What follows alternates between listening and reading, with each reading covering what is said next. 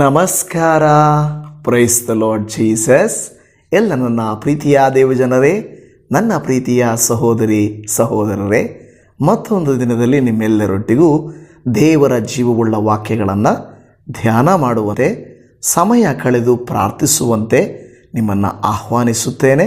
ನೀವೆಲ್ಲರೂ ಚೆನ್ನಾಗಿದ್ದೀರೆಂದು ನಂಬುತ್ತಾ ಇದ್ದೇನೆ. ಕರ್ತನ ಮಹಾಕೃಪೆಯು ನಿಮ್ಮನ್ನು ನಿಮ್ಮ ಕುಟುಂಬಗಳನ್ನು ಈ ದಿನ ಆವರಿಸಿಕೊಳ್ಳಲಿ ಎಂದು ನಾನು ನಂಬಿ ಪ್ರಾರ್ಥಿಸ್ತಾ ಇದ್ದೇನೆ. ಪ್ರೀತಿಯ ಜನವೇ, ಈ ಲೋಕದಲ್ಲಿ ಅನೇಕ ಜನರು ಅನೇಕ ವಿಷಯಗಳಿಗಾಗಿ ಕರೆಯುತ್ತಾರೆ. ನಾವು ನಿಮಗೆ ಜಾಬ್ ಕೊಡ್ತೇವೆ ಅಂತ ಕರೀತಾರೆ. ನಾವು ನಿಮಗೆ ಬಿಸ್ನೆಸ್ ಮಾಡೋಕ್ಕೆ ಹೆಲ್ಪ್ ಮಾಡ್ತೇವೆ ಅಂತ ಕರೀತಾರೆ. ನಾವು ನಿಮ್ಮ ಜೀವಿತಗಳನ್ನು ಉನ್ನತಿಗೆ ತರಲಿಕ್ಕೆ ಅಂತ ಬನ್ನಿ ಅಂತ ಕರೀತಾರೆ. ಆದರೆ ಆ ಜಾಬ್ಗೆಂದು ಅಲ್ಲಿಗೆ ಹೋದಾಗ ಅವರು ಇಡುವ ರೂಲ್ಸು, ಅವರು ಹೇಳುವ ಮಾತುಗಳು ಕೇಳಿದಾಗ ಸುಲಭವಾಗಿ ಕೆಲಸ ಬರುತ್ತೆ, ಸುಲಭವಾಗಿ ಬಿಸ್ನೆಸ್ ಆಗುತ್ತೆ, ಸುಲಭವಾಗಿ ಸ್ಕೀಮ್ಸ್ ಸಿಗುತ್ತೆ, ಸುಲಭವಾಗಿ ಏನೋ ಆಶೀರ್ವಾದ ಸಿಗುತ್ತೆ ಅಂತ ಬಂದವು. ಆದರೆ ಇವರು ಹೇಳಿದ್ದೇ ಒಂದು, ಇಲ್ಲಿ ಮಾಡ್ತಾ ಇರೋದೇ ಒಂದು ಅಂತ ನಮಗೆ ಅನಿಸುತ್ತದೆ. ನಿಮ್ಮಲ್ಲಿ ಎಷ್ಟೋ ಜನಕ್ಕೆ ಈ ರೀತಿಯಾದಂಥ ಏನೋ ನಿಮ್ಮ ಪ್ರಯತ್ನಗಳಿಗೆ ಫೇಲ್ಯೂರ್ ಆದಂಥ ಪರಿಸ್ಥಿತಿಗಳು ಅನೇಕವು ಇರಬಹುದು.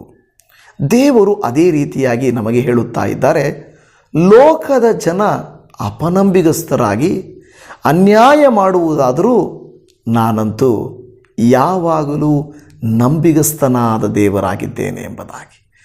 ಕರ್ತನಿಗೆ ಸ್ತೋತ್ರ. ಹಾಗಾದರೆ ಕರ್ತನು ಯಾವ ವಿಧವಾಗಿ ನಮಗೆ ನಂಬಿಗಸ್ತನಾಗಿರುತ್ತಾನೆ, ಯಾಕೆ ನಮಗೆ ದೇವರು ನಂಬಿಗಸ್ತನಾಗಿರುತ್ತಾನೆ ಎಂಬ ಕಾರ್ಯಗಳನ್ನು ಈ ದಿನ ನಾವು ದೇವರ ಜೀವವುಳ್ಳ ವಾಕ್ಯದ ಮೂಲಕವಾಗಿ ತಿಳಿದುಕೊಳ್ಳೋಣ. ಬನ್ನಿ, ಈ ದಿನದ ಮುಖ್ಯವಾದಂಥ ದೇವರ ವಾಕ್ಯವನ್ನು ಓದಿಕೊಳ್ಳೋಣ. ಮೊದಲ ಥೆಸಲೋನಿಕದವರಿಗೆ ಬರೆದ ಪತ್ರಿಕೆ 5ನೇ ಅಧ್ಯಾಯ 24ನೇ ವಚನ. ನಿಮ್ಮನ್ನು ಕರೆಯುವವನು ನಂಬಿಗಸ್ತನು, ಆತನು ತನ್ನ ಕಾರ್ಯವನ್ನು ಸಾಧಿಸುವನು. God is faithful. ಮನುಷ್ಯರು ನಂಬಲಿಕ್ಕೆ ಯೋಗ್ಯರಲ್ಲದೆ ಹೋದರೂ, ಅಪನಂಬಿಗಸ್ತರಾದರೂ ಕೂಡ ದೇವರು ನಂಬಿಗಸ್ತನು. ಅನೇಕ ಸಾರಿ ದೊಡ್ಡವರು ಹಿರಿಯರು ಗಾದೆ ಮಾತಿನ ರೂಪದಲ್ಲಿ ಹೇಳುತ್ತಾರೆ, ಉಪ್ಪು ತಿಂದ ಮನೆಗೆ ದ್ರೋಹ ಬಗೆಯಬಾರ್ದು, ಅನ್ನ ತಿಂದ ಮನೆಗೆ ದ್ರೋಹ ಬಗೆಯಬಾರ್ದು, ಮೇಲಕ್ಕೆ ಎತ್ತಿದವರನ್ನ, ಮೇಲಕ್ಕೆ ಬೆಳೆಸಿದವರನ್ನ ಮರಿಬಾರ್ದು. ಅಂದರೆ ನಾವು ನಮ್ಮ ಮೇಲಧಿಕಾರಿಗಳಿಗೂ, ನಮ್ಮ ಜೊತೆಗಾರರಿಗೂ, ಕುಟುಂಬಸ್ಥರಿಗೂ, ಹೆಂಡತಿಗೂ, ಗಂಡನಿಗೂ ನಾವು ನಂಬಿಗಸ್ತರಾಗಿರಬೇಕು, ಅಪನಂಬಿಗಸ್ತರಾಗಬಾರದು ಎಂಬುದು ಅದರ ಉದ್ದೇಶವಾಗಿದ್ದರೂ ಕೂಡ ದೇವರು ಹೇಳುವಂಥ ಮಾತು, ನಿಮ್ಮನ್ನು ಕರೆಯುವವನು ನಂಬಿಗಸ್ತನು. ಎಷ್ಟೋ ಸಾರಿ ದೂರದ ದೇಶಗಳಿಂದ ಜಾಬ್ ಕೊಡ್ತೀವಿ ಅಂತ ಕರೀತಾರೆ. ಆದರೆ ಅಲ್ಲಿ ಹೋದ ಮೇಲೆ ಬಹಳ ಭಯಂಕರವಾದ ರೀತಿಯಲ್ಲಿ ಅವನ್ನು ಉಪಯೋಗಿಸಿಕೊಳ್ಳುತ್ತಾರೆ. ಅವರು ಹೇಳಿದ ಅಷ್ಟೂ ಫೆಸಿಲಿಟೀಸ್ ಅಲ್ಲಿರಲ್ಲ, ಅವರು ಹೇಳಿದಷ್ಟು ಸಂಬಳ ಅಲ್ಲಿರಲ್ಲ, ಅವರು ಹೇಳಿದಷ್ಟು ರೀತಿ ನೀತಿಗಳಿರಲ್ಲ. ಅವರು ಕರೆದರು, ಆದರೆ ಅವರು ಹೇಳಿದ ಹಾಗೆ ನಡ್ಕೊಳ್ಳಲಿಲ್ಲ, ಅಪನಂಬಿಗಸ್ತರಾಗಿರ್ತಾರೆ. ಆದರೆ ದೇವರು ನಮ್ಮನ್ನು ಕರೆದದ್ದು ಒಂದಕ್ಕೆ, ಮಾಡದ್ದೇ ಇನ್ನೊಂದಕ್ಕೆ ಆಗಿರುವುದಿಲ್ಲ. ದೇವರು ಅಬ್ರಹಾಮನನ್ನು ವಿಗ್ರಹಾರಾಧನೆಯಿಂದ ಕರೆದನು, ಕೈಬಿಡಲಿಲ್ಲ. ಆತನನ್ನು ತನ್ನ ಊರಿನಿಂದ, ತನ್ನ ಜನರಿಂದ, ತನ್ನ ಸ್ಥಳದಿಂದ ಬೇರ್ಪಡಿಸಿ ಆತನನ್ನು ಒಂದು ಸ್ಥಳದಲ್ಲಿ ನಿಲ್ಲಿಸಿದನು. ಆತನನ್ನು ಆಶೀರ್ವಾದ ನಿಧಿಯಾಗಿ ಮಾರ್ಪಡಿಸಿದನು. ದೇವರು ಕರೆದು ಅವನ ಜೀವಿತ ಇಲ್ಲದ ಹಾಗೆ ಮಾಡಲಿಲ್ಲ. ಯಾರನ್ನೆಲ್ಲ ದೇವರು ಕರೆದನೋ ಅವರನ್ನು ಉಪಯೋಗಿಸಿದನು, ಆಶೀರ್ವದಿಸಿದನು. ಹೊಸ ಒಡಂಬಡಿಕೆಯಲ್ಲಿಯೂ ಕೂಡ ಯೇಸು ಕ್ರಿಸ್ತನು ತನ್ನ ಶಿಷ್ಯರನ್ನು ಕರೆದನು, ಕರೆದವರನ್ನು ಸಾಕ್ಷಿಗಳನ್ನಾಗಿ ಮಾರ್ಪಡಿಸಿದನು. ಈಗಲೂ ಶಿಷ್ಯರ ಕುರಿತಾಗಿ ನಾವು ಮಾತಾಡಿಕೊಳ್ಳುತ್ತೇವೆ, ಅವರು ಮಾಡಿದ ಕಾರ್ಯಗಳ ಕುರಿತು ನೆನಪು ಮಾಡಿಕೊಳ್ಳುತ್ತೇವೆ, ಹೌದಲ್ಲವಾ? ಹಾಗಾದರೆ ದೇವರು ಕರೆದಾತನು ನಂಬಿಗಸ್ತನಾಗಿದ್ದಾನೆ. ಅಬ್ರಹಾಮನ ಜೀವಿತದಲ್ಲಿ ಕೊರತೆ ಇತ್ತು. ದೇವರು ಕರೆದನಲ್ವ, ಹಾಗಾದರೆ ಕೊರತೆ ಯಾಕಿರಬೇಕು ಅಂತ ನೀವು ಕೇಳಬಹುದು ಅಲ್ವಾ? ದೇವರೇ ಕರೆದ ಮೇಲೆ ಕೊರತೆ ಯಾಕಿರುತ್ತದೆ? ನಮಗೇನೆಂದರೆ ಮನುಷ್ಯರಿಗೆ ಎಷ್ಟು ಕೊಟ್ಟರು ಏನು ಕೊಟ್ಟರು ಒಂದು ಕೊರತೆ ಇಲ್ಲದ ಜೀವಿತ ಅಂತೂ ಇರೋದಿಲ್ಲ. ಎಲ್ಲ ಚೆನ್ನಾಗಿದೆ ಪಾಸ್ಟ್ರೆ, ಆದರೆ ಏನು ಆದರೆ ಅನ್ನುವ ಪದದ ಅರ್ಥ ಏನು? ಎಲ್ಲ ನನ್ನ ಲೈಫಲ್ಲಿ ದೇವರು ಮಾಡಿದ್ದಾನೆ ಪಾಸ್ಟ್ರೆ, ಆದರೆ ಅನ್ನುವಂಥ ಪದದಲ್ಲಿಯೇ ಪರಿಪೂರ್ಣತೆ ಇಲ್ಲ. ದೇವರು ನಮಗೆ ದೊಡ್ಡ ಕಾರ್ಯಗಳನ್ನು ಮಾಡಿಲ್ಲ ಅನ್ನೋದು ಒಂದು ಇನ್ನೂ ಉಳಿದೋಗಿರುವಂಥ ಕೊರತೆ ನಮ್ಮಲ್ಲಿ ಇದೆ ಅನ್ನುವಂಥದ್ದು ತೋರಿಸಿಕೊಡುತ್ತಾ ಇರುತ್ತದೆ. ಆದರೆ ಬಟ್ ನನಗೆಲ್ಲ ದೇವರು ಕೊಟ್ಟಿದ್ದಾನೆ, ಬಟ್ ಏನಾದರೆ ಅಯ್ಯೋ ನನ್ನ ಮಗಳ ಗಂಡ ಸರಿ ಇಲ್ಲ, ನನ್ನ ಮಗಳ ಗಂಡ ಸರಿ ಇಲ್ಲ ಅಲ್ವ, ಆತ ನಡ್ಕೊಳ್ಳುವ ವಿಧಾನ ಸರಿ ಇಲ್ಲ, ನನ್ನ ಸೊಸೆ ಸರಿ ಇಲ್ಲ, ಆಕೆ ಹೀಗೆ ಹಾಗೆ, ನಾನಿರುವ ಮನೆ ಸರಿ ಇಲ್ಲ, ನಾನು ಹೋಗುವ ಸಭೆ ಸರಿ ಇಲ್ಲ, ನಮ್ಮ ಮನೆ ಹತ್ರ ಇರುವಂಥ ವ್ಯಕ್ತಿ ಸರಿ ಇಲ್ಲ, ಎಲ್ಲವೂ ಚೆನ್ನಾಗಿದೆ ಬಟ್ ಒಂದು ಸರಿ ಇಲ್ಲ. ಮನುಷ್ಯನಲ್ಲಿ ಒಂದು ಕೊರತೆಯಂತೂ ಇದ್ದೇ ಇರುತ್ತದೆ. ಇಲ್ಲಿ ದೇವರ ವಾಕ್ಯ ಹೇಳುತ್ತಿರುವಂಥ ಮಾತು, ಆತನು ನಂಬಿಗಸ್ತನು, ಎಲ್ಲ ಕಾರ್ಯಗಳಲ್ಲಿ ನಂಬಿಗಸ್ತನು. ಮನುಷ್ಯರು ಅಪನಂಬಿಗಸ್ತರಾದರೂ ಆತನು ನಿನ್ನನ್ನು ಕರೆದವನು ನಂಬಿಗಸ್ತನು. One who is called is faithful. ಯಾರನ್ನೇ ದೇವರು ಕರೆಯಲಿ ಅವರನ್ನು ಕೈ ಬಿಡಲಿಲ್ಲ, ಅವರನ್ನು ಸಾಕ್ಷಿಯನ್ನಾಗಿ ಮಾರ್ಪಡಿಸಿದನು. ಇವತ್ತು ನಿಮ್ಮನ್ನು ನನ್ನನ್ನು ಕೈ ಬೀಸಿ ಕರೀತಾ ಇದ್ದಾನೆ. ಏನು ಹೇಳ್ತದೆ? ಹಂಬಲದಿಂದ ತನ್ನ ಕರವನ್ನು ನೀಡಿ ಏಸು ಕರೆಯುತ್ತಾನೆ ಅಲ್ವಾ? ಏಸು ಕರೆಯುತ್ತಾನೆ ಹಂಬಲದಿಂದ. ಕರ್ತನಿಗೆ ಸ್ತೋತ್ರ. ತನ್ನಸ್ತವ ನೀಡಿ ಏಸು ಕರೆಯುತ್ತಾನೆ. ಕಣ್ಣೀರಿನ ವೇಳೆಯಲ್ಲೂ, ಕಷ್ಟದ ವೇಳೆಯಲ್ಲೂ, ಪ್ರಯಾಸದ ವೇಳೆಯಲ್ಲೂ ಕರೆದವನು ಕೈ ಬಿಡುವುದಿಲ್ಲ, ಕರುಣಿಸುವನು, ಕೃಪೆ ತೋರಿಸುವನು. ಈ ಕರೆದವನು ನಂಬಿಗಸ್ತನು, ಆತನು ತನ್ನ ಕಾರ್ಯವನ್ನು ಸಾಧಿಸುವನು. ಅನೇಕರು ಕರೀತಾರೆ, ಆದರೆ ಅವರು ಕಾರ್ಯ ಮಾಡೋದಿಲ್ಲ. ಬರೀ ಪೇಪರ್ ಮೇಲೆ ಇರುತ್ತೆ, ಬರೀ ಅಡ್ವರ್ಟೈಸ್ಮೆಂಟ್ ಮೇಲೆ ಇರುತ್ತೆ, ಬರೀ ಜನರ ಮುಂದೆ ಇರುತ್ತದೆ. ಆದರೆ ನಿಜವಾಗಿ love is not in action. ಪ್ರೀತಿ ಕ್ರಿಯೆಯಲ್ಲಿ ತೋರ್ಪಡುವುದಿಲ್ಲ. ಕೆಲವರು ಬಾಯಿ ಮಾತಲ್ಲಿ ತುಂಬ ಪ್ರೀತಿ ಮಾಡ್ತಾರೆ. ಪಾಸ್ಟ್ರೇ, ನನಗೆ ಐ ಆಮ್ ಸಾರಿ, ನನ್ನನ್ನು ನೋಡಿದವರೆಲ್ಲ ಹೇಳೋ ಮಾತು, ಪಾಸ್ಟ್ರೇ ನಾವೆಲ್ಲ ನಿಮ್ಮ ವಿಡಿಯೋ ನೋಡ್ತೀವಿ, ಈ ವಿಡಿಯೋ ನೋಡ್ತೀವಿ ಅಂತಾರೆ. ನಾನು ಅಂದ್ಕೊಳ್ತೀನಿ, ಎಲ್ಲ ಕಡೆಗಳಲ್ಲಿ ಸುಮ್ಮನೆ ಆದರೂ ಕೆಲವರು ನೋಡ್ತಾರೆ, ನೋಡಲ್ಲ ಅಂತಲ್ಲ, ಬಟ್ ಡೈಲಿ ನೋಡ್ತಾರ? ನಾನು ಹೇಳೋದು ನೋಡಬೇಕು ಅದಂಗೆಲ್ಲ ಹೇಳ್ತಾರೆ. ಅದು ನನಗೆ ಹೇಳೋದು ಆ ಪಾಸ್ಟ್ರೇ ಅಂತ ನಂಬಿಗಸ್ತರಾಗಿ ನಮಗೆ ಹೇಳ್ತಾರೆ, ಪ್ರೀತಿ ತೋರಿಸ್ತಾರೆ ಬಾಯಿ ಮಾತಲ್ಲಿ ಅಷ್ಟೇ. ಪಾಸ್ಟ್ರೇ ನೀವು ಮಾಡೋ ಕಾರ್ಯಕ್ಕೆ ನಾವು ಯಾವಾಗಲೂ ಪ್ರೇಯರ್ ಮಾಡ್ತೀವಿ, ಸ್ತೋತ್ರ, ಥ್ಯಾಂಕ್ ಯು. ನಾವು ಯಾವಾಗಲೂ ನಿಮಗೆ ಸಪೋರ್ಟ್ ಮಾಡ್ತೀವಿ, ದೇವರಿಗೆ ಸ್ತೋತ್ರ, ಥ್ಯಾಂಕ್ ಯು. ಆದರೆ ಬರೀ ಬಾಯಿ ಮಾತಲ್ಲಿ ನಿಜವಾಗಿ ಪ್ರೇಯರ್ ಮಾಡ್ತೀರಾ? ನಿಜವಾಗಿ ಸಪೋರ್ಟ್ ಮಾಡ್ತೀರಾ? ಉತ್ತೇಜನ ಮಾಡ್ತೀರಾ? ಹೇಗೆ ಮಾಡ್ತಾಯಿದ್ದೀರಾ?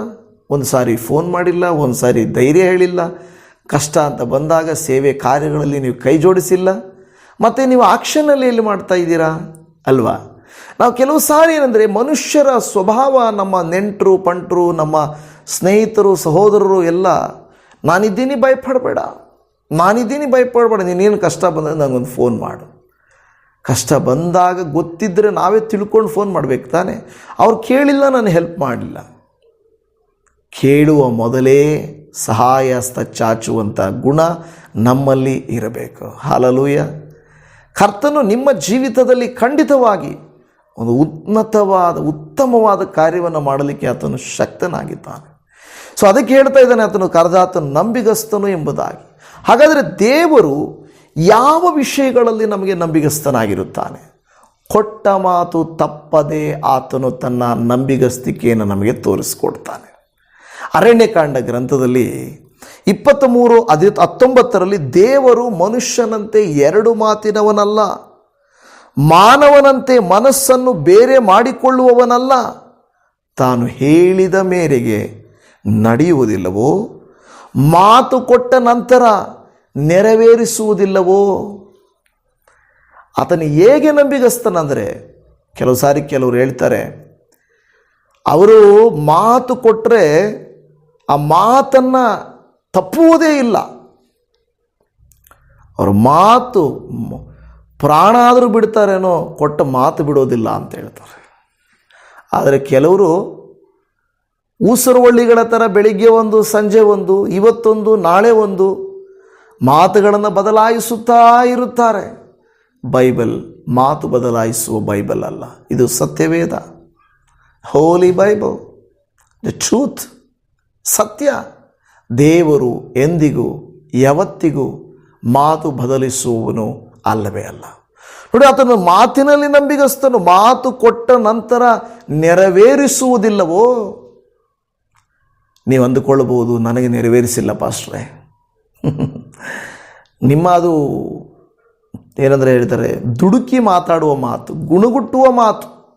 ಇಸ್ರಾಯೇಲ್ ರೀತಿಯಲ್ಲಿ ದೇವರು ನನ್ನನ್ನು ಕಾನಾನ್ ದೇಶಕ್ಕೆ ಸೇರಿಸ್ತೀನಿ ಅಂತ ಹೇಳಿದ್ರೆ ಕರ್ಕೊಂಡು ಬಂದು ಈ ಅಡವಿಗೆ ಕರ್ಕೊಂಡು ಬಂದುಬಿಟ್ರಿ, ಸಮುದ್ರದ ಹತ್ರ ಕರ್ಕೊಂಡು ಬಂದುಬಿಟ್ರಿ, ಈ ಕೆಂಪು ಸಮುದ್ರದ ಹತ್ರ ಕರ್ಕೊಂಡು ಬಂದುಬಿಟ್ಟಿದ್ದೀರ, ಮುಂದೆ ದಾರಿ ಇಲ್ಲವೇ?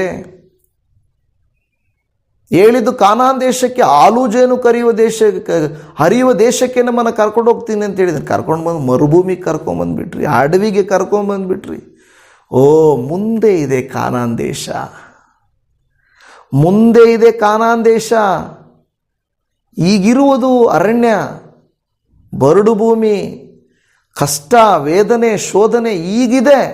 ಆದರೆ ಮುಂದೆ ಇದೆ ಕಾನಾನ್ ದೇಶ. ನನ್ನ ಪ್ರಿಯ ದೇವಜನರೇ, ಮುಂದೆ ಬರುವ ತನಕ ನಾವು ಕಾಯಬೇಕು. ನಮ್ಮ ಅವಿಧೇಯತ್ವದಿಂದ, ನಮ್ಮ ಪಾಪದ ನಿಮಿತ್ತವಾಗಿ, ನಮ್ಮ ಕೆಟ್ಟತನದ ನಿಮಿತ್ತವಾಗಿ ನಮ್ಮ ಹಾದಿ ದೂರವಾಗಿ ಹೋಗುತ್ತಾ ಇರುತ್ತದೆ ಕೆಲವು ಸಾರಿ. ಅದು ಬಿಟ್ಟರೆ ದೇವರು ನಮ್ಮನ್ನು ದೂರ ಮಾಡಬೇಕು, ನಮಗೆ ನೋವು ಕೊಡಬೇಕು ಅಂತ ಆತನು ಎಂದಿಗೂ ಆಶಿಸುವವನಲ್ಲ.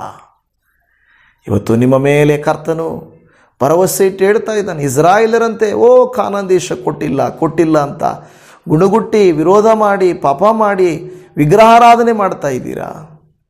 ಮೋಶೆ ಬೆಟ್ಟಕ್ಕೆ ಹೋದ ಮೇಲೆ ಬಸವನನ್ನು ಮಾಡಿಕೊಂಡು ವಿಗ್ರಹಾರಾಧನೆ ಮಾಡಲಿಕ್ಕೆ ಪ್ರಾರಂಭ ಮಾಡಿಬಿಟ್ರು ಅಲ್ವಾ? ವಿಗ್ರಹಾರಾಧನೆಗೆ ಕರೆದುಬಿಟ್ರು, ಮಾಡಲಿಕ್ಕೆ ಪ್ರಾರಂಭಿಸಿದರು. ಇಲ್ಲಪ್ಪ, ದೇವರು ನಮ್ಮನ್ನು ಕರೆದಿದ್ದಾನೆ, ಕರೆದ ಆತನು ನಂಬಿಗಸ್ತನು, ಆತನು ಖಂಡಿತ ನಮ್ಮನ್ನು ದಡ ಮುಟ್ಟಿಸ್ತಾನೆ, ಹೋಗು ಗಮ್ಯಸ್ಥಾನ ಸೇರಿಸ್ತಾನೆ, ಕಾನಾನ್ ದೇಶವನ್ನು ಸೇರಿಸ್ತಾನೆ ಎಂಬ ವಿಶ್ವಾಸ ಇರಬೇಕಲ್ವಾ? ನಿಮಗಿದೆಯಾ? ನನಗಿದೆಯಾ ವಿಶ್ವಾಸ? ದೇವರು ನಮ್ಮನ್ನು ಆರಿಸಿಕೊಂಡಿದ್ದಾನೆ, ಖಂಡಿತ ಕೈ ಬಿಡೋದಿಲ್ಲ. ಆತನು ಪರಲೋಕ ಎಂಬ ಪರಮ ಕಾನಾನ್ ಸೇರುವ ತನಕ ನಮ್ಮನ್ನು ನಡೆಸುವನೆಂಬ ವಿಶ್ವಾಸ ನಿಮಗಿದೆಯಾ? ಇಲ್ಲವೇ ಮಧ್ಯದಲ್ಲಿಯೇ ಅಯ್ಯೋ ಏನೋ ದೇವರು ನನಗೆ ಉಪಕಾರ ಮಾಡ್ತಾ ಇಲ್ಲ, ಸ್ವಲ್ಪ ಗಾಯ ಆಗಲಿ, ಸ್ವಲ್ಪ ನೋವಾಗಲಿ, ಸ್ವಲ್ಪ ರೋಗ ಬರಲಿ, ಸ್ವಲ್ಪ ಕಷ್ಟವಾಗಲಿ, ಓ ದೇವರು ನನ್ನ ಮೇಲೆ ಕೃಪೆ ತೋರಿಸಲಿಲ್ಲ, ದೇವರು ದಯೆ ತೋರಿಸಲಿಲ್ಲ, ದೇವರು ಸಹಾಯ ಮಾಡಲಿಲ್ಲ. ಇದೇ ರೀತಿಯಾಗಿ ಅನೇಕ ಸಾರಿ ನಾವು ಮಾತಾಡ್ಕೊಳ್ತಾ ಇರ್ತೇವೆ. ನಿಮ್ಮ ಬಾಯಿ ಆ ಥರ ಮಾತಾಡದೇ ಇರಲಿ, ನಿಮ್ಮ ಮನಸ್ಸು ಆ ರೀತಿ ಆಲೋಚಿಸದೇ ಇರಲಿ. ಕರ್ತನ ನಂಬಿಗಸ್ತನ ಆತನ ಮಾತಿನಲ್ಲಿ ನಂಬಿಗಸ್ತನಾಗಿದ್ದಾನೆ. ಎರಡನೇದಾಗಿ ನಾವು ನೋಡ್ತಾ ಇದ್ದೀವಿ, ಆತನು ವಾಗ್ದಾನಗಳಲ್ಲಿ ನಂಬಿಗಸ್ತನು. ಹೌದು, ಮಾತು ಬೇರೆ, ವಾಗ್ದಾನ ಬೇರೆ. ಮಾತು ಕೊಡುವುದಂತ ಹೇಳಿದರೆ ಕರ್ಕೊಂಡು ಹೋಗ್ತೀನಿ, ಎಸ್. ವಾಗ್ದಾನ ಅಂದರೆ ಮಾಡೇ ಮಾಡ್ತೀನಿ. ಆತನು ತನ್ನ ವಾಗ್ದಾನಗಳಲ್ಲಿ, ಇಬ್ರಿಯರಿಗೆ ಬರೆದ ಪತ್ರಿಕೆ 10:23 ನಮ್ಮ ನಿರೀಕ್ಷೆಯನ್ನು ಕುರಿತು ನಾವು ಮಾಡಿದ ಪ್ರತಿಜ್ಞೆಯನ್ನು ನಿಶ್ಚಲವಾಗಿ ಪರಿಗ್ರಹಿಸೋಣ, ವಾಗ್ದಾನ ಮಾಡಿದವನು ನಂಬಿಗಸ್ತನು. ಮೊದಲ ಮಾತು, ನಿಮ್ಮನ್ನು ಕರೆದವನು ನಂಬಿಗಸ್ತನು. ಮಾತು ಕೊಟ್ಟ ಮೇಲೆ ನೆರವೇರಿಸದೆ ಬಿಡದವನು. ಈಗ ಹೇಳ್ತಾ ಇದ್ದೇನೆ, ವಾಗ್ದಾನ ಮಾಡಿದಾತನು ನಂಬಿಗಸ್ತನು. ಓ ದೇವರಿಗೆ ಸ್ತೋತ್ರ. ಆತನು ಮಾತಿನಲ್ಲಿ ನಂಬಿಗಸ್ತನು, ವಾಗ್ದಾನದಲ್ಲಿಯೂ ನಂಬಿಗಸ್ತನು. ಆತನು ಹೇಳಿದ ಮೇಲೆ ಖಂಡಿತವಾಗಿ ಕಾರ್ಯ ಮಾಡ್ತಾರೆ. ನಾನು ಬರ್ತೀನಿ ಹೋಗು ಅಂದರೆ ಕರ್ತನು ಬಂದೇ ಬರ್ತಾನೆ. ಹಾಗಾದರೆ ಯೇಸು ಸ್ವಾಮಿ ಪರಲೋಕಕ್ಕೆ ಹೋಗುವಾಗ ಹೇಳಿದ ಮಾತು, ಈಗೋ ನಾನು ಬೇಗನೆ ಬರುತ್ತೇನೆ. ಹಾಗಾದರೆ ದೇವರು ಮತ್ತೆ ಬರ್ತಾರಾ? ಖಂಡಿತ ಬರ್ತಾರೆ. ಯಾವಾಗ?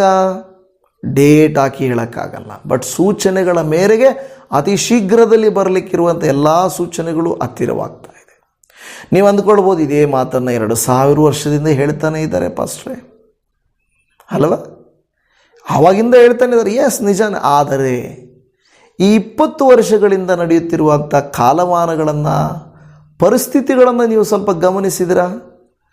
ಎಷ್ಟು ಬೇಗನೆ ಕೊರೋನಾ ಯಾವುದೋ ದೇಶದ ಮೂಲೆಯಲ್ಲಿ ಬಂದಾಗ ಪ್ರಪಂಚವೇ ಸ್ತಬ್ಧವಾಗೋಯಿತು.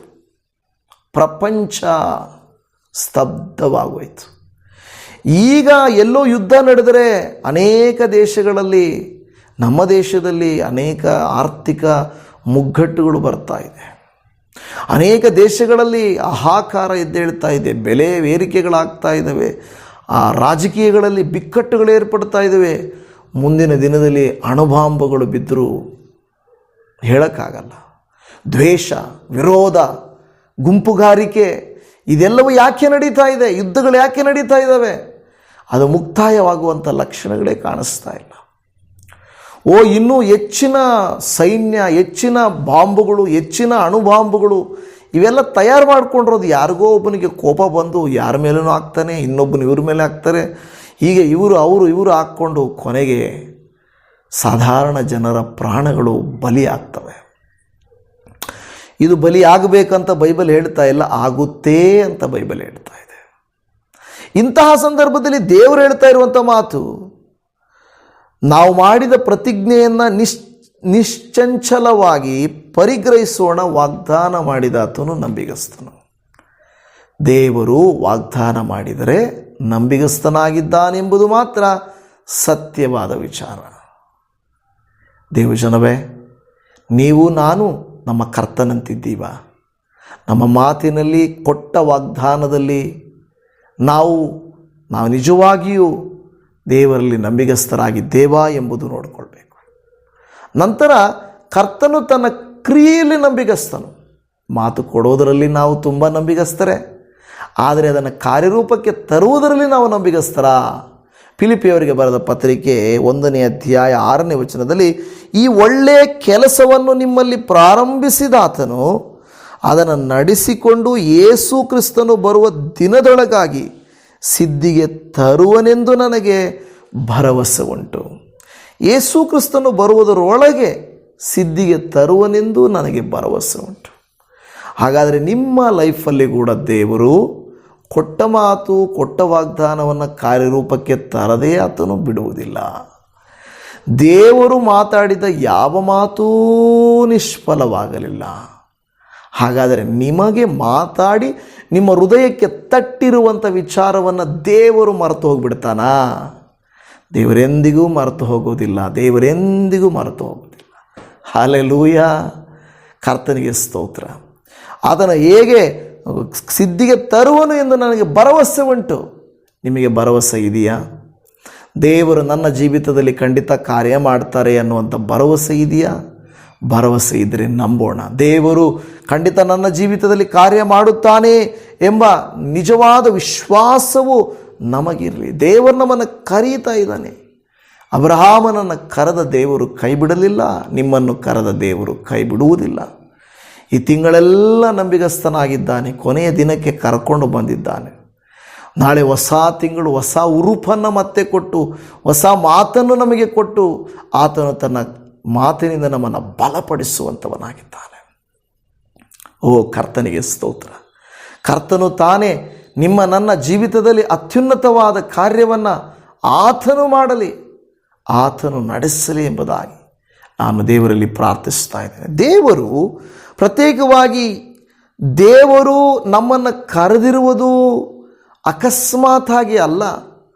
ಆತನು ತನ್ನ ಉದ್ದೇಶವನ್ನು ನೆರವೇರಿಸುವುದಕ್ಕಾಗಿ ನಮ್ಮನ್ನು ಕರೆದಿದ್ದಾನೆ. ಏನು ಆತನ ಉದ್ದೇಶ?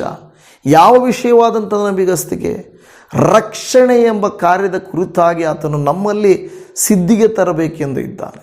ನಾವು ನೋಡುತ್ತಾ ಇದ್ದೇವೆ ರೋಮಾಪುರದವರಿಗೆ ಬರೆದ ಪತ್ರಿಕೆ 8:30 ಯಾರನ್ನು ಮೊದಲು ನೇಮಿಸಿದನೋ ಅವರನ್ನು ಕರೆದನು, ಯಾರನ್ನು ಕರೆದನೋ ಅವರನ್ನು ನೀತಿವಂತರೆಂದು ನಿರ್ಣಯಿಸಿದನು, ಯಾರನ್ನು ನೀತಿವಂತರೆಂದು ನಿರ್ಣಯಿಸಿದನೋ ಅವರನ್ನು ಮಹಿಮ ಪದವಿಗೆ ಸೇರಿಸಿದನು. ನಿಮ್ಮನ್ನು ನನ್ನನ್ನು ಕರೀತಾ ಇರುವುದು, ಅಬ್ರಹಾಮನನ್ನು ಕರೆದ ಹಾಗೆ ಕರೀತಾ ಇರೋದು ಪರಿಶುದ್ಧತೆಗೆ, ಪರಲೋಕಕ್ಕೆ, ನಿತ್ಯ ಜೀವಕ್ಕೆ, ನಿರಂತರವಾದಂಥ ಜೀವಿತಕ್ಕೆ ಆತನು ಕರೀತಾ ಇದ್ದಾನೆ ಹೊರತು ಸುಮ್ಮನೆ ಆತನು ನಮ್ಮನ್ನು ಕರೀತಾ ಇಲ್ಲ. ಇವತ್ತು ನನ್ನ ಪ್ರಿಯ ದೇವಜನವೇ, ನನ್ನ ಜೀವಿತವು ಹೇಗಿದೆ? ನಾನು ಈ ವಾಕ್ಯದ ಪ್ರಕಾರವಾಗಿ ನನ್ನನ್ನು ಕರೆದ ದೇವರು ನನಗೆ ನಂಬಿಗಸ್ತನಾಗಿದ್ದಾನೆ. ದೇವರು ಏನಾದರೂ ಹೇಳಿದರೆ ಮಾಡೇ ಮಾಡ್ತಾನೆ, ಅದನ್ನು ಸುಮ್ಮನೆ ಬಿಡೋದಿಲ್ಲ ಎಂಬುದಾಗಿ ನೀವೇನಾದರೂ ತಿಳ್ಕೊಳ್ತಾ ಇದ್ದೀರಾ? ತಿಳಿಯಲಿಲ್ವಾ? ಅನೇಕ ಜನರಿಗೆ ದೇವರು ವಾಗ್ದಾನ ಮಾಡಿದರು, ಮಾತು ಕೊಟ್ಟರು, ದೇವರು ಕಾರ್ಯರೂಪಕ್ಕೆ ತಂದರು. ಅಬ್ರಹಾಮನ ಜೀವಿತದಲ್ಲಿ ತಡವಾಯಿತೇನೋ, ಆದರೆ ಖಂಡಿತ ನೆರವೇರಿತು. ಸಂತಾನ ಭಾಗ್ಯ ಇಲ್ಲ, 100 ವರ್ಷ ಆಗೋಯಿತು, ಸಂತಾನ ಭಾಗ್ಯವೇ ಇಲ್ಲ. ಆದರೆ ನಾವು ನೋಡುತ್ತಾ ಇದ್ದೇವೆ, ಮುಪ್ಪಿನಲ್ಲಿಯೂ ಎಲ್ಲ ನಡೆಯಲ್ಲ, ಆಗಲ್ಲ ಅನ್ನುವಂಥ ಸ್ಥಿತಿಯಲ್ಲಿಯೂ ದೇವರು ಕಾರ್ಯ ಮಾಡಿದರು. ನಿಮ್ಮ ಲೈಫಲ್ಲಿ ಆಗಲ್ಲ, ಇದು ಅಸಾಧ್ಯ ಅನ್ನುವಂಥ ಪರಿಸ್ಥಿತಿ ಇದ್ದರೆ ದೇವರು ಹೇಳ್ತಾನೆ, ಅಬ್ರಹಾಮನ ಜೀವಿತದಲ್ಲಿ ಇಸಾಕನನ್ನು ಕೊಟ್ಟ ಹಾಗೆ ನಿಮ್ಮ ಜೀವಿತದಲ್ಲಿ ಗರ್ಭಫಲವನ್ನು, ನಿಮ್ಮ ಜೀವಿತದಲ್ಲಿ ಮಕ್ಕಳಿಗೆ ಜ್ಞಾನವನ್ನು, ಮಕ್ಕಳ ಭವಿಷ್ಯವನ್ನು, ಮಕ್ಕಳ ಜೀವಿತವನ್ನು ನಾನು ರೂಪಿಸುತ್ತೇನೆ ಎಂದು ಹೇಳುವಂಥ ದೇವರು, ದೇವಾದಿ ದೇವನು ನಮಗಿದ್ದಾನೆ. ಕರ್ತನು ತಾನೇ ನನ್ನ ಜೀವಿತದಲ್ಲಿ ಆ ರೀತಿಯಾದಂಥ ಕಾರ್ಯ ಮಾಡಲಿ. ನಾಳೆ ದಿನಕ್ಕಾಗಿ ನಾವು ಪ್ರಾರ್ಥಿಸೋಣ. ಈ ತಿಂಗಳೆಲ್ಲ ನಮ್ಮನ್ನು ಕಾಪಾಡಿದ ಕರ್ತನಿಗೆ ಸ್ತೋತ್ರ ಮಾಡೋಣ.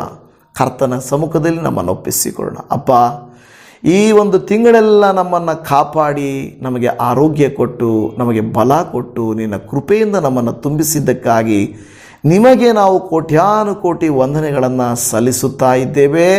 ನಿಮಗೆ ಸ್ತೋತ್ರ, ನಿಮಗೆ ಸ್ತೋತ್ರ. ಅಪ್ಪ ದೇವರೇ, ಇಗೋ ಈ ದಿನ ಮಾತ್ರವಲ್ಲ, ಪ್ರತಿನಿತ್ಯ ನಮ್ಮನ್ನು ಅನುಗ್ರಹಿಸುವ ಆತನೇ. ಇವತ್ತು ವಾಕ್ಯದಲ್ಲಿ ಕೇಳಿದ ಹಾಗೆ ನಮ್ಮನ್ನು ಕರೆದವರು, ನಮ್ಮನ್ನು ಪ್ರೀತಿಸಿದವರು, ಮಾತು ಕೊಟ್ಟವರು ನಮಗೆ ಮೋಸ ಮಾಡ್ಬೋದು, ಅಪನಂಬಿಗಸ್ತರಾಗ್ಬೋದು. ಆದರೆ ನೀವು ಅಪನಂಬಿಗಸ್ತರಲ್ಲ, ನಂಬಿಗಸ್ತರಾದ ದೇವರು. ಮಾತಿನಲ್ಲಿ, ವಾಗ್ದಾನದಲ್ಲಿ, ಕ್ರಿಯೆಯಲ್ಲಿ, ನಮ್ಮನ್ನು ಪ್ರೀತಿಸುವುದರಲ್ಲಿ, ಎಲ್ಲ ಕಾರ್ಯಗಳಲ್ಲಿ ನೀವು ನಿಜವಾಗಿ ನಿಮ್ಮ ಕಾರ್ಯವನ್ನು ಮಾಡುತ್ತೀರಿ. ನಮ್ಮ ರಕ್ಷಕನಾದ ಯೇಸುವೆ, ನಿನ್ನ ಪರಿಶುದ್ಧವಾದ ಕರುಣೆಯ ಕರಕ್ಕೆ ನಮ್ಮೆಲ್ಲರನ್ನು ಒಪ್ಪಿಸಿಕೊಡುತ್ತಾ ಇದ್ದೇವೆ. ಇವರೆಲ್ಲರ ದೇವರೇ ಆಲೋಚನೆಗಳು, ಆಸೆಗಳು, ಇಷ್ಟಾರ್ಥಗಳು, ಕಾರ್ಯಗಳು ನೀವು ನೆರವೇರಿಸಿರಪ್ಪ. ನೀನು ಮಾತು ಕೊಟ್ಟರೆ ನಂಬಲಿಕ್ಕೆ ಯೋಗ್ಯನಾದಂಥ ದೇವರು, ಅದಕ್ಕಾಗಿ ಸ್ತೋತ್ರ. ಯೇಸುವಿನ ನಾಮದಲ್ಲಿ ಈ ಮೊರೆಯನ್ನು ಆಲಿಸಿ ಇವರ ಜೀವಿತಗಳನ್ನು ರೂಪಾಂತರಪಡಿಸಿ ನಿನ್ನ ಮಹಿಮೆಯಿಂದ ತುಂಬಿಸು ಎಂದು ಬೇಡಿಕೊಳ್ಳುತ್ತಾ ಇದ್ದೇವೆ. ಖಂಡಿತವಾಗಿ ನೀನು ತಾನೇ ಅತ್ಯದ್ಭುತವಾದ ಕಾರ್ಯವನ್ನು ಇವರ ಜೀವಿತದಲ್ಲಿ ಮಾಡಿ ನಾಳೆಯ ದಿನದಲ್ಲಿ ಒಂದು ಹೊಸ ಉರುಪು, ಒಂದು ಹೊಸ ಮಾತು, ಹೊಸ ವಾಗ್ದಾನ, ಹೊಸ ಜೀವಿತದಿಂದ ತುಂಬಿಸಿ ಒಂದು ನಿರೀಕ್ಷೆಯ ಜೂನ್ ತಿಂಗಳನ್ನು ನಮಗೆ ದಯಪಾಲಿಸಿಕೊಡು ಎಂದು ಬೇಡಿಕೊಳ್ಳುತ್ತಾ ಇದ್ದೇವೆ. ತಿಂಗಳೆಲ್ಲ ಜೊತೆ ಇದ್ದಕ್ಕಾಗಿ ವಂದನೆಯಪ್ಪ. ಇದುವರೆಗೂ ಆರೋಗ್ಯ ಕೊಟ್ಟಿದ್ದಕ್ಕಾಗಿ ಸ್ತೋತ್ರ.